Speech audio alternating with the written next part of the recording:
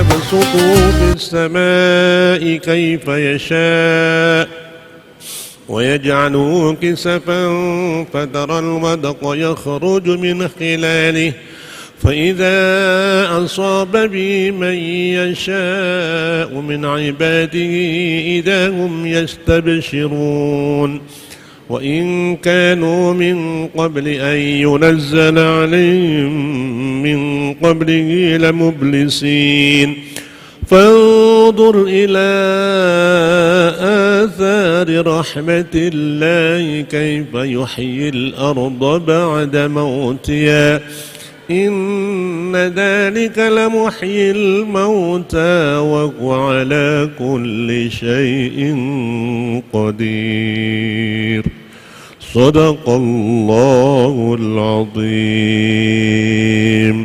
اللهم اهدنا بهداية القرآن ونجينا من النيران بكرامة القرآن.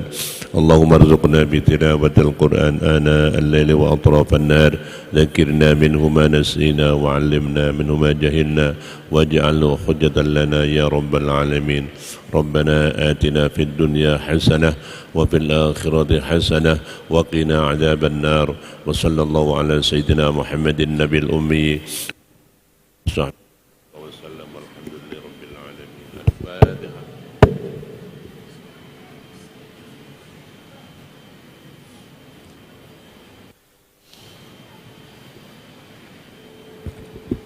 سبحان الله والحمد لله ولا إله إلا الله والله أكبر. لا حول ولا قوة إلا بالله العلي العظيم. اللهم صل وسلم وبارك على سيدنا محمد وعلى آل سيدنا محمد.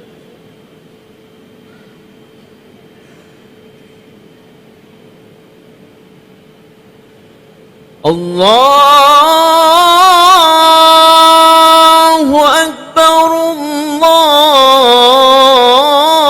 الله أكبر. الله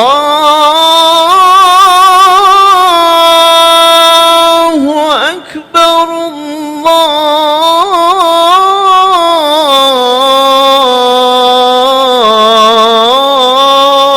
الله أكبر.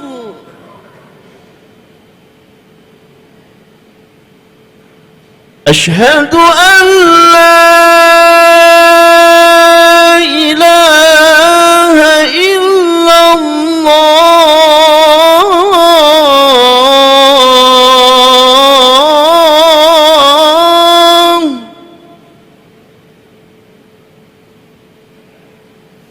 أشهد أن لا إله إلا الله.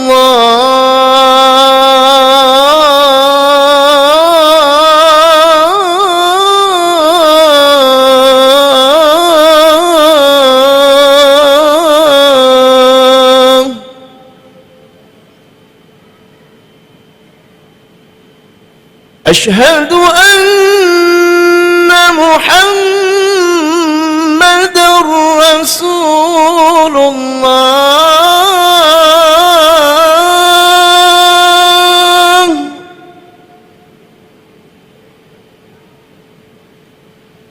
أشهد أن محمدًا رسول الله.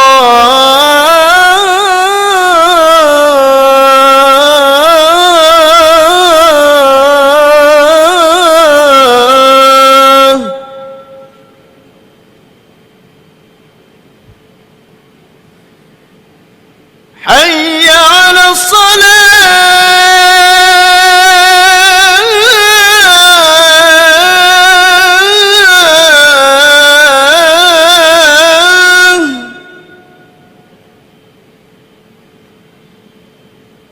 حي على الصلاة.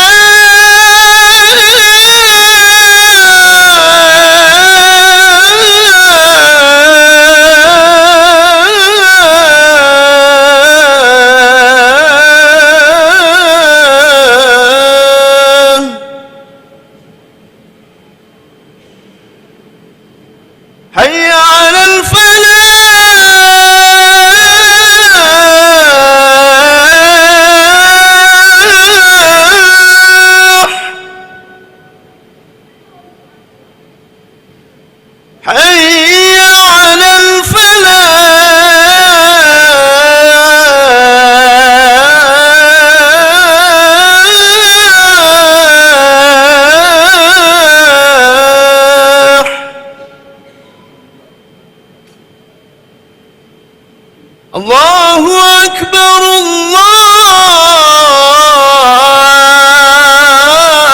الله أكبر لا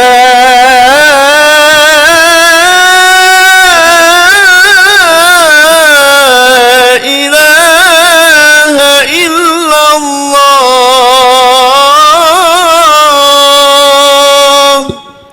لا إله إلا الله اللهم صلاة الله syarah soft penuhi soft yang masih kosong, utamanya soft depan lebih dahulu. Para jamaah dipersilahkan untuk menempati soft depan lebih dahulu, luruskan, rapatkan barisan. Terima kasih atas perhatian dari para jamaah.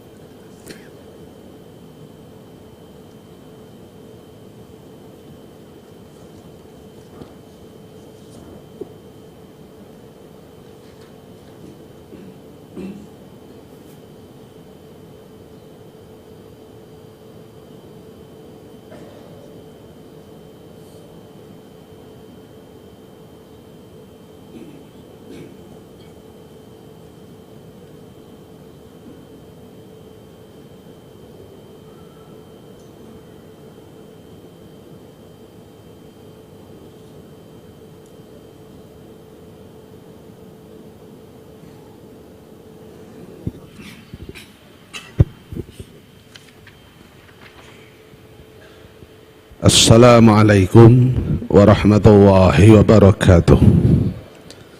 Bismillahirrahmanirrahim. Alhamdulillahi rabbil alamin, ilahil ma'bud, wassalatu wassalamu ala sirri ainil wujud wa aslin nuri kulli mawjud, sayyidina wa habibina wa syafi'ina wa maulana Muhammadinil mahmud wa ala alihi wa sahbihi adada kulli syakiyyi wa mas'ud. Amma ba'd. Puji dan syukur mari kita panjatkan kehadirat Allah Subhanahu wa taala atas segala limpahan rahmat, taufik, hidayah, inayah dan karunia kesehatan yang telah dianugerahkan kepada kita semua. Tak lupa sholawat dan salam semoga tetap tercurah kepada junjungan kita Nabi besar Muhammad sallallahu alaihi wasallam beserta para keluarga, sahabat dan pengikut-pengikut setianya. Hadirin wal hadirat sidang Jum'ah rahimakumullah, mohon perhatian sejenak akan adanya beberapa informasi. Yang pertama, dalam rangka menyongsong pelaksanaan MTQ nasional ke-31 pada bulan September yang akan datang, maka pengurus YPKPI Masjid Raya Baitur Rahman Jawa Tengah mengajak para jamaah untuk berdonasi melalui wakaf karpet untuk Masjid Raya Baitur Rahman Jawa Tengah dengan perhitungan harga per meter sebesar Rp635.000. Donasi dapat dikirim melalui transfer ke Bank Muamalat Indonesia dengan nomor rekening 501-004-9857 atas nama YPKPI Masjid Raya Baitur Rahman, Jawa Tengah. Demikian atas perkenan para jamaah disampaikan jazakumullahu khairan katsira. Amin ya rabbal alamin. Selanjutnya mengharap dengan hormat atas kehadiran dari para jamaah pada pembacaan Maulid Tiba setiap Jumat akhir bulan Miladiah yang dilaksanakan pada hari ini, Jumat 28 Agustus 2026 Miladiah, dimulai pukul 15.30 atau ba'da jamaah sholat asyar di ruang sholat utama Masjid Raya Baitur Rahman, Jawa Tengah, dengan tausiah oleh Al-Mukarram Bapak Dr. Andes Kiai Haji Eman Sulaiman MH, Sekretaris Majelis Ulama Indonesia Provinsi Jawa Tengah. Demikian atas kehadiran dari para jamaah disampaikan ucapan terima kasih. Selanjutnya hasil infak jamaah Masjid Raya Baitur Rahman Jawa Tengah periode 21 sampai dengan 27 Agustus 2026 Miladiah sebesar Rp28.810.870 atas nama pengurus YPKPI Masjid Raya Baitur Rahman Jawa Tengah menyampaikan ucapan terima kasih yang sebesar-besarnya atas infak dari para jamaah untuk Masjid Raya Baitur Rahman Jawa Tengah, dengan iringan doa semoga Allah Subhanahu wa taala memberikan kesehatan, melimpahkan rezeki yang halalan thayyiban mubarakan, serta selamat di dunia dan akhirat. Amin ya rabbal alamin. Sekaligus atas nama pengurus bidang takmir Masjid Raya Baitur Rahman Jawa Tengah mendoakan kepada para jamaah ataupun keluarga dari para jamaah yang saat ini sedang sakit, mudah-mudahan Allah Subhanahu wa taala segera memberikan kesembuhan dan sekaligus kesehatan. Liridha'illahi ta'ala. Al-Fatihah. A'udzubillahi minasyaitonir rajim. Bismillahirrahmanirrahim. Alhamdulillahirabbil alamin. Iyyaka na'budu wa iyyaka nasta'in. Shiratal ladzina an'amta 'alaihim. Selanjutnya bertindak sebagai khatib pada hari ini Jumat 15 Rabiul Awal 1448 Hijriah bertepatan 28 Agustus 2026 Miladiah adalah Al-Mukarram Bapak Profesor Dr. Haji Rosihan SH MAG. Beliau adalah Wakil Ketua Badan Amil Zakat Nasional Provinsi Jawa Tengah. Kemudian bertindak sebagai imam adalah Al-Mukarram Bapak Kiai Haji Ulil Absor Al-Hafidh, dan sebagai muadzin adalah Ustadz Muhammad Yusuf, Sarjana Hukum Islam. Sidang Jum'ah rahimakumullah. Sebelum khutbah dimulai, mohon perkenan para jamaah untuk menempati shaf yang masih kosong sekaligus meluruskannya. Di samping itu dimohon kepada para jamaah untuk terlebih dahulu mematikan handphone dan tidak berbicara pada saat khatib sedang berkhutbah, sebagaimana sabda Rasulullah sallallahu alaihi wasallam yang berbunyi, "Idza sa'idal khatibu 'alal minbari fala yatakallamanna ahadukum wa may yatakallam faqad laghaw wa man laghaw fala jum'atalah." Yang artinya apabila khatib telah naik mimbar untuk berkhutbah, janganlah salah seorang di antara kalian berbicara. Barang siapa berbicara, sia-sialah Jumatnya.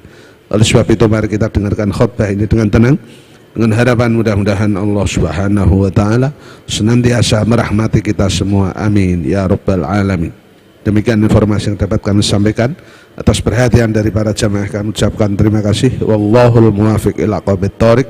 Wassalamualaikum warahmatullahi wabarakatuh. معاشر المسلمين وزمرة المؤمنين رحمكم الله.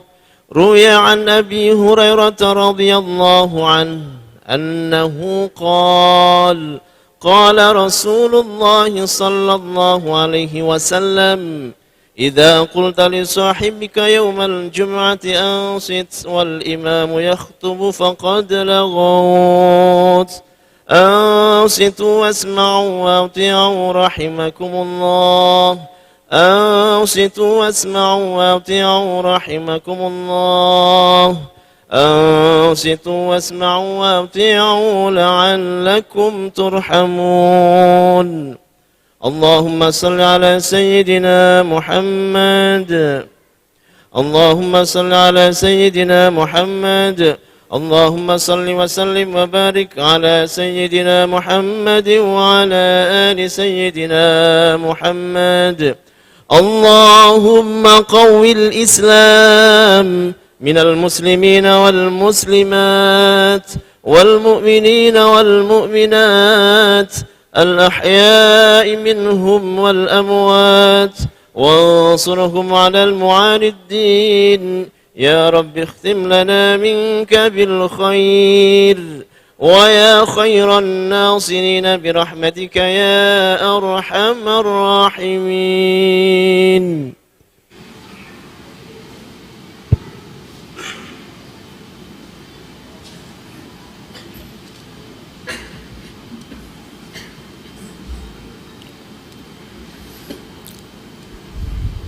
Assalamualaikum warahmatullahi wabarakatuh.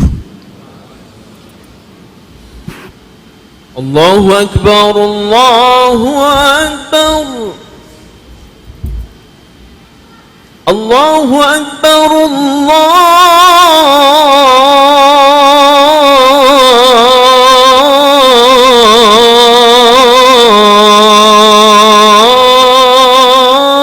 Akbar. Ashhadu an la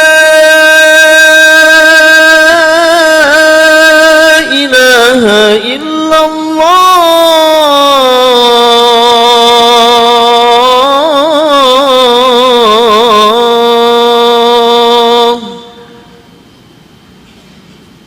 أشهد أن لا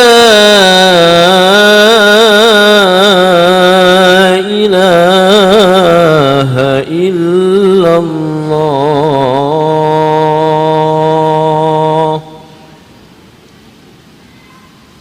أشهد أن محمدًا رسول الله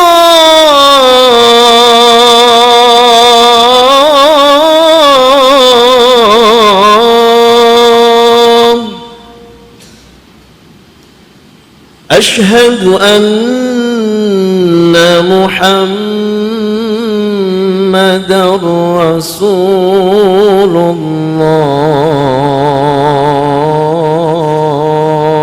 الله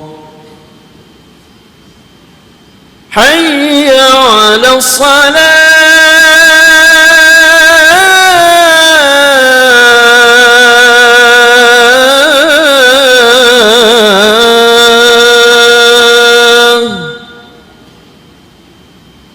حي على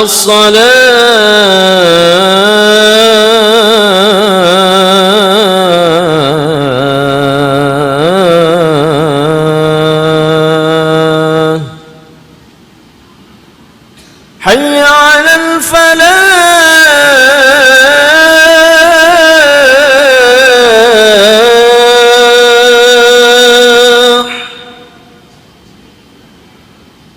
حي على الفلاح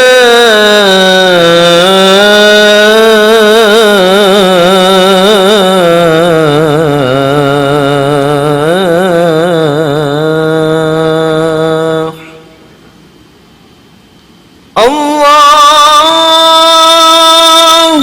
أكبر الله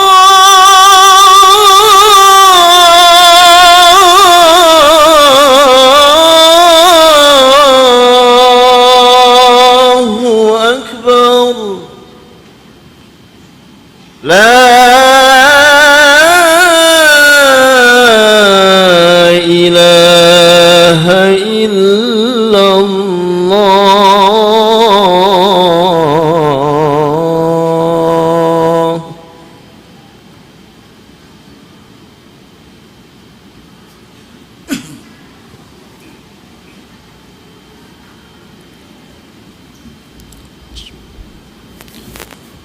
Alhamdulillah, alhamdulillahi rabbil alamin, hamdan katsiran thayyiban mubarakan fihi ala kulli khalin, hamdan yuwafi ni'amahu wa yukafi'u mazidah. Asyhadu an la ilaha illallah wahdahu la syarika lah, lahul mulku wa lahul hamdu wa huwa ala kulli syai'in qadir. Wala khawla wala quwata illa billahil adil azim. وأشهد أن محمدا عبده ورسوله الصادق الوعد الأمين صلوات الله تعالى وملائكته وأنبيائه ورسله وجميع خلقه على سيدنا محمد وعلى آل سيدنا محمد عليه وعليهم السلام ورحمة الله وبركاته أما بعد فيا عباد الله أيها المسلمون أيها المعتكفون اتقوا الله أي امتثال أوامر الله واجتناب نواهيه سرا وعلانية. وقال تعالى في كتابه الكريم أعوذ بالله من الشيطان الرجيم بسم الله الرحمن الرحيم يا أيها الذين آمنوا اتقوا الله حق تقاته ولا تموتن إلا وأنتم مسلمون. وقال أيضا لقد جاءكم رسول من أنفسكم عزيز عليه ما عنتم حريص عليكم بالمؤمنين رؤوف رحيم. Sadaqallahul azim. Hadirin kaum muslimin sidang jamaah Jumat yang dirahmati Allah Subhanahu wa taala. Pada kesempatan yang singkat ini mari kita menambahkan rasa syukur kita kepada Allah Subhanahu wa taala. Bagaimana cara menambahkan rasa syukur itu? Seperti Nabi mengajarkan kepada kita, malam yaskurin nas lam yaskurillah. Siapa yang tidak bisa berterima kasih, yang tidak bisa bersyukur kepada manusia, itu artinya tidak bisa berterima kasih atau bersyukur kepada Allah Subhanahu wa taala. Terlebih hadirin, ketika kita tidak bisa bersyukur kepada Nabi kita Muhammad Rasulullah sallallahu alaihi wasallam, itu artinya kita tidak bisa bersyukur kepada Allah Subhanahu wa taala. Maka cara bersyukur kepada Allah Subhanahu wa taala yang pertama dan utama adalah mensyukuri nikmat yang telah dibawa oleh Rasulullah sallallahu alaihi wasallam, yaitu Al-Quran. Kehadiran Rasulullah, misi Rasulullah seperti disebut dalam surah At-Taubah ayat 128, sebuah ayat yang berbunyi laqad ja'akum rasulun min anfusikum azizun alaihi ma anittum harisun alaikum bil mu'minina raufur rahim. Jika kita terjemahkan secara bebas, sungguh telah datang kepadamu, sungguh telah datang pada kita. Siapa yang datang pada kita? Rasulullah Muhammad sallallahu alaihi wasallam. Rasul itu dari kalangan kita sendiri. Rasul bukan malaikat. Rasul adalah dari kalangan kita sendiri. Rasulullah itu merasakan penderitaan kita. Bagaimana kita menderita kalau tidak memperoleh petunjuk kemudian menjadi orang yang sesat. Setelah Rasul itu merasakan penderitaan kita, Rasulullah menginginkan kita sebagai orang yang beriman dan selamat di dunia dan di akhirat. Setelah itu Rasulullah itu sebagai pribadi yang sangat belas kasihan, sangat sayang kepada orang-orang mukmin. Karena itulah hadirin sidang jamaah Jumat yang berbahagia, tidak terlalu salah atau mungkin sangat tepat ketika kita memberi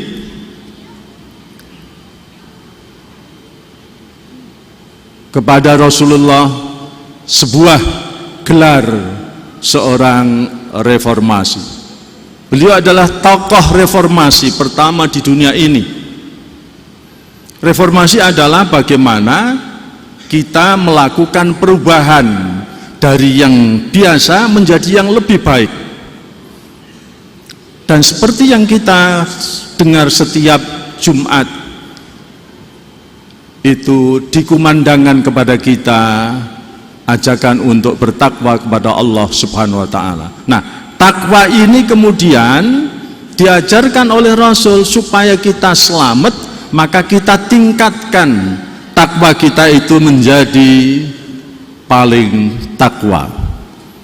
Seperti dalam Penggalan ayat 13 surah Al-Hujurat, di sana kita temui pesan Allah yang berbunyi, inna akramakum indallahi atqakum, yang artinya sesungguhnya orang-orang yang paling mulia di sisi Allah adalah mereka yang paling takwa. Kemudian kita akan mencari apa sih indikator paling takwa di dalam Al-Quran itu. Maka kita akan temukan pada surah Al-Lail ayat yang ke-17 dan ayat yang ke-18. Ayat itu berbunyi, wa sayujannabuhal atqa alladzi yu'ti malahu yatazakka. Kata-kata atqa kita temukan dalam surah Al-Lail ayat yang ke-17, yang artinya dan sungguh tidak akan disentuh orang yang paling takwa itu dengan api neraka. Selamat dari api neraka itu karena Rasulullah sayang kepada kita supaya kita selamat di dunia, selamat di akhirat, tidak tersentuh oleh api neraka. Apa indikatornya orang yang paling takwa yang tidak disentuh oleh api neraka itu? Diberikan penjelasan lanjutan oleh ayat yang ke-18, yaitu alladzi yu'ti malahu yatazakka. Para dermawan itulah mereka yang tidak disentuh oleh api neraka. Aktivitas derma atau yang di dalam bahasa agama disebut dengan aktivitas zis, yaitu zakat, infak, dan sedekah. Zis ini adalah gerakan filantropi Islam, hadirin. Nah, gerakan filantropi Islam atau zis ini dikatakan mendukung reformasi sosial. Apakah zis itu akan mendukung reformasi sosial? Jawabnya adalah ya, jika kesadaran masyarakat berzakat, berinfak, dan bersedekah itu dibayarkan melalui lembaga zakat. Di Indonesia sudah ada lembaga zakat yang dibentuk oleh pemerintah yang bernama Basnas, Badan Amil Zakat Nasional. Dan lembaga zakat yang dibentuk oleh masyarakat dinamai dengan LAS. Ada lembaga Amil Zakat Nahdlatul Ulama, ada lembaga Amil Zakat Muhammadiyah, dan lembaga-lembaga amil zakat yang lain. Karena itu, hadirin, dana ini menjadi kebijakan publik. Dana ini dipergunakan untuk membangun instansi pendidikan, untuk membangun institusi pendidikan, untuk menyelenggarakan kesehatan gratis yang inklusif. Mengapa dikatakan kesehatan gratis inklusif? Karena kesehatan ini melintas batas. Yang dilayani tidak hanya umat Islam saja, tetapi mereka yang non-muslim pun dilayani dalam kesehatan gratis ini. Apalagi dana zakat itu sangat bermanfaat untuk pengembangan unit usaha menengah kecil. Masyarakat menjadi tumbuh dan berkembang sekalian. Nah, oleh karena itu sekalian, bahwa zakat inilah, infak inilah, sedekah inilah yang memutus rantai kemiskinan antar generasi. Itulah yang dimaksud dengan bagaimana kita mereformasi masyarakat agar harta itu tidak hanya berputar pada orang-orang yang kaya saja. Hadirin sidang jamaah yang berbahagia, kesadaran berzakat, kesadaran berinfak dan kesadaran bersedekah ini harus dilakukan secara berkesinambungan. Mengapa demikian? Kita ini sholat secara terus menerus. Sehari kita melakukan sholat 5 kali. Nah, perintah sholat itu selalu dirangkai dengan perintah zakat dan selalu dirangkai dengan perintah infak. Sebagai contoh yang jelas adalah aqimus sholah wa atuz zakah. Kemudian pada surah Al-Anfal ayat yang ketiga jelas alladzina yuqimunas sholah wa mimma razaqnahum yunfikun. Ini artinya bahwa ketika kita melakukan sholat, maka saat itu pula kita harus berusaha untuk berinfak dan mengeluarkan zakat. Di dalam teori hukum Islam disebut al-aslu fil amr yaqtadi tikrar. Hukum asal perintah itu adalah menghendaki pengulangan. Ketika sholat itu diulang, maka zakat juga harus diulang. Ketika sholat itu diulang, maka infak itu juga harus diulang. Oleh karena itu marilah kita sebagai seorang muslim yang bertanggung jawab, kita lanjutkan, kita sempurnakan ibadah sholat kita itu dengan berzakat dan berinfak. Kesadaran berzakat dan berinfak inilah yang menjadi tonggak pertama untuk melakukan reformasi sosial, dan karena itu hendaknya dana zakat dan infak agar memberi manfaat yang maksimal diutamakan untuk melakukannya melalui lembaga amil zakat yang sudah tersedia. Fa idza qara'tal Qur'an fasta'id billahi minasyaitonir rajim. A'udzu billahi minasyaitonir rajim. Bismillahirrahmanirrahim. Wal 'asri innal insana lafi khusrin illal ladzina amanu wa 'amilus shalihat wa tawassaw bil haqqi wa tawassaw bis sabr. Aqulu qawli hadza wa astaghfiruhu innahu huwal ghafurur rahim. Allahumma salli wa sallim wa zid wa an'im wa tawaffal wa barik bi jalalika wa kamalika ala sayyidi ibadika wa ashrafi ibadika سيدنا ومولانا محمد وعلى آله وصحبه وسلم ورضي الله تبارك وتعالى عن كل صحابة رسول الله أجمعين.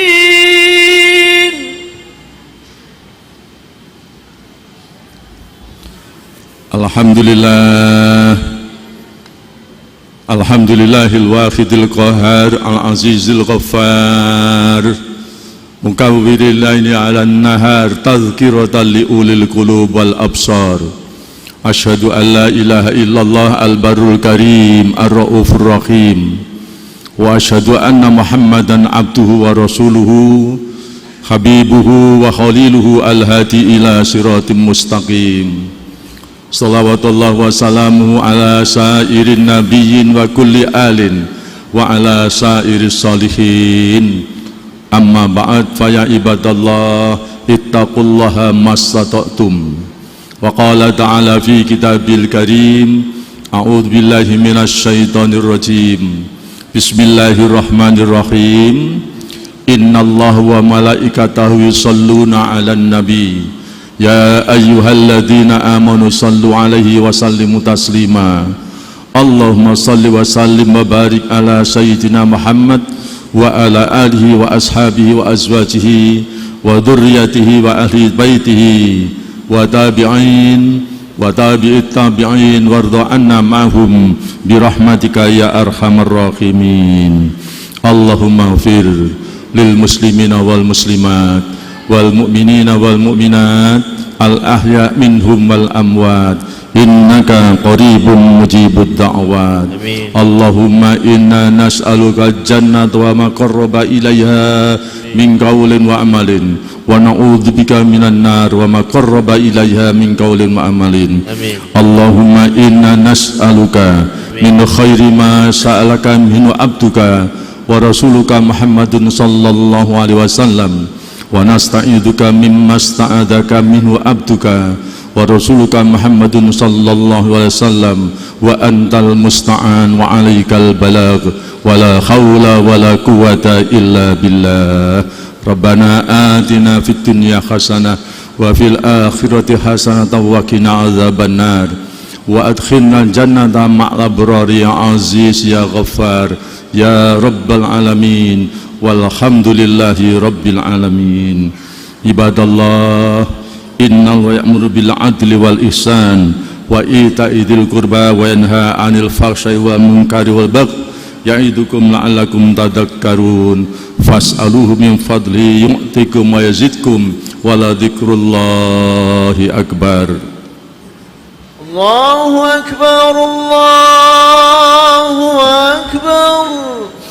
Asyhadu an la ilaha illallah, asyhadu anna Muhammadar Rasulullah. Hayya 'alas salati, hayya 'alal falah, qad qamatis salatu, qad qamatis salah. Allahu akbar, Allahu akbar. La ilaha illallah. لا إله إلا الله محمد رسول الله صلى الله عليه وسلم. سووا صفوفكم من تسمية الصفوف، من إقامة الصلاة. سمعنا وأطعنا.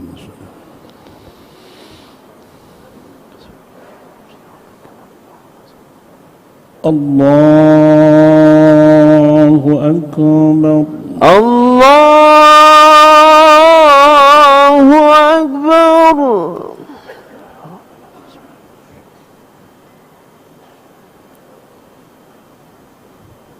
بسم الله الرحمن الرحيم. الحمد لله رب العالمين، الرحمن الرحيم، مالك يوم الدين. إياك نعبد وإياك نستعين. اهدنا الصراط المستقيم، صراط الذين أنعمت عليهم غير المغضوب عليهم ولا الضالين.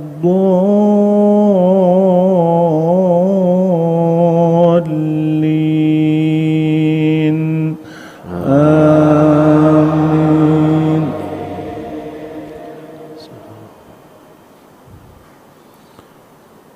بسم الله الرحمن الرحيم.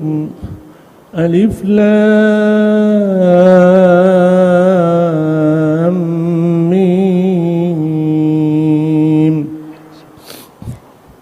تلك آيات الكتاب الحكيم، هدى ورحمة للمحسنين الذين يقيمون الصلاة ويؤتون الزكاة وهم بالآخرة هم يوقنون.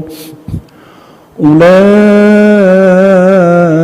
على هدى من ربهم وأولئك هم المفلحون. ومن الناس من يشتري لهو الحديث ليضل عن سبيل الله بغير علم ويتخذها هزوا، أولئك لهم عذاب مهين. وإذا تتلى عليه آياتنا ولى مستكبرا كأن لم يسمعها كأن في أذنيه وقرا فبشره بعذاب أليم إن الذين آمنوا وعملوا الصالحات لهم جنات النعيم خالدين فيها وعد الله حقا وهو العزيز الحكيم.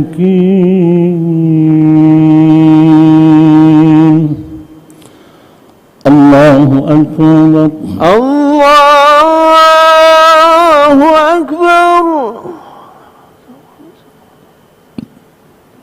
سمع الله لمن حمده. ربنا ولك الحمد. الله أكبر. الله أكبر.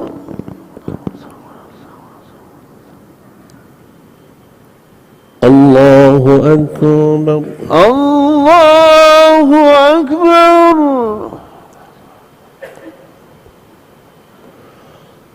الله أكبر. الله أكبر.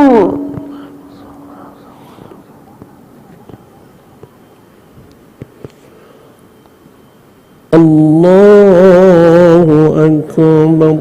الله أكبر.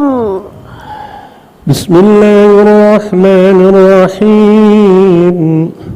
الحمد لله رب العالمين الرحمن الرحيم مالك يوم الدين إياك نعبد وإياك نستعين اهدنا الصراط المستقيم صراط الذين أنعمت عليهم غير المغضوب عليهم ولا الضالين آمين.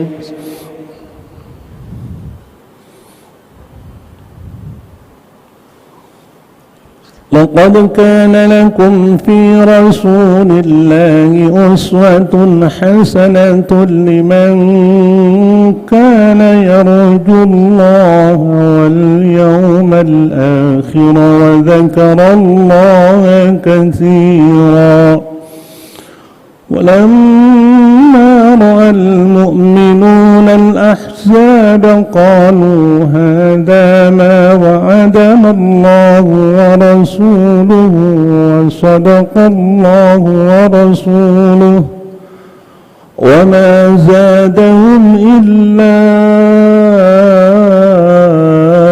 إيمانا وتسليما من المؤمنين رجال صدقوا ما عاهدوا الله عليه فمنهم من قضى نحبه ومنهم من ينتظر وما بدلوا تبديلا ليجزي الله الصادقين بصدقهم ويعذب المنافقين إن شاء أو يتوب عليهم إن الله كان غفورا رحيما. الله أكبر. الله أكبر.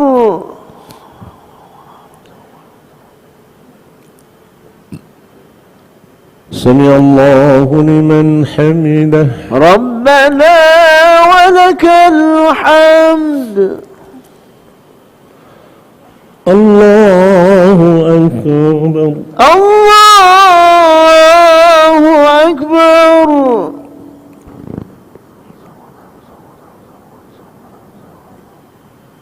الله أكبر الله أكبر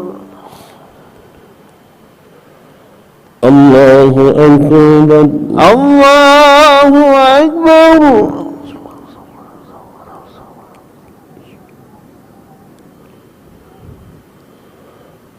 الله أكبر الله أكبر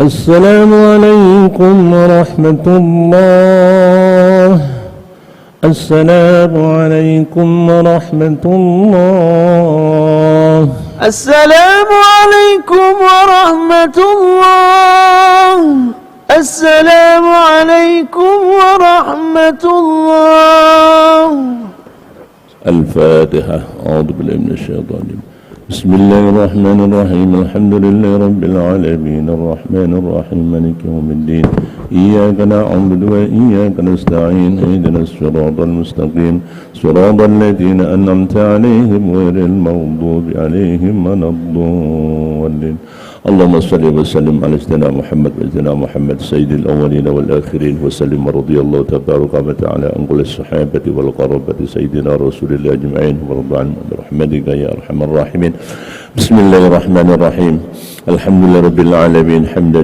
شاكرين حمدا ناعمين حمدا يوافي نعمه ويكافئ مزيده يا ربنا لك الحمد كما ينبغي لجلال وجهك الكريم وعظيم سلطانك سبحانك لا نحصي ثناء عليك أنت كما أثنيت على نفسك فلك الحمد حتى ترضى ولك الحمد إذا رضيت ولك الحمد بعد الرضا اللهم صل على محمد الصلاة تنجينا بها من جميع الأهوال والآفات وتقضي لنا بها جميع الحاجات وتطهر من السيئات وترفعنا بها عندك على الدرجات وتبلغنا بأقصى الغايات من جميع الخيرات في الحياة وبعد الموت ربنا اغفر لنا ذنوبنا ولوالدينا ولمشايخنا ولمعلمنا ولجميع المسلمين والمسلمات والمؤمنين والمؤمنات اللهم إنا على ذكرك وشكرك وحسن عبادتك نسألك من خير ما سألك من سيدنا محمد عبدك ورسولك ونعوذ بك من شر ما استعاذك سيدنا محمد عبدك ورسولك ونسألك موجبات رحمتك وعزائم مغفرتك والسلامة من كل والغنيمة من كل بر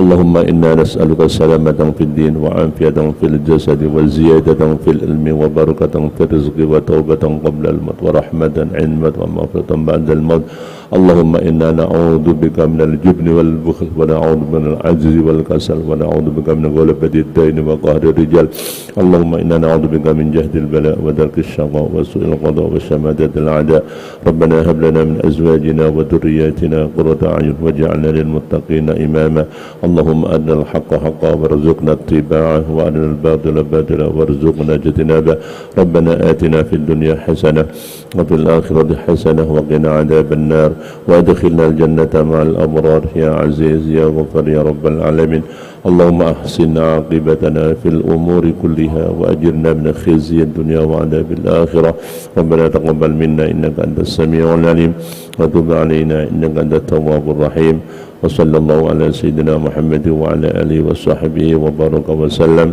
والحمد لله رب العالمين بسر الفاتحة أعوذ بالله من الشيطان الرجيم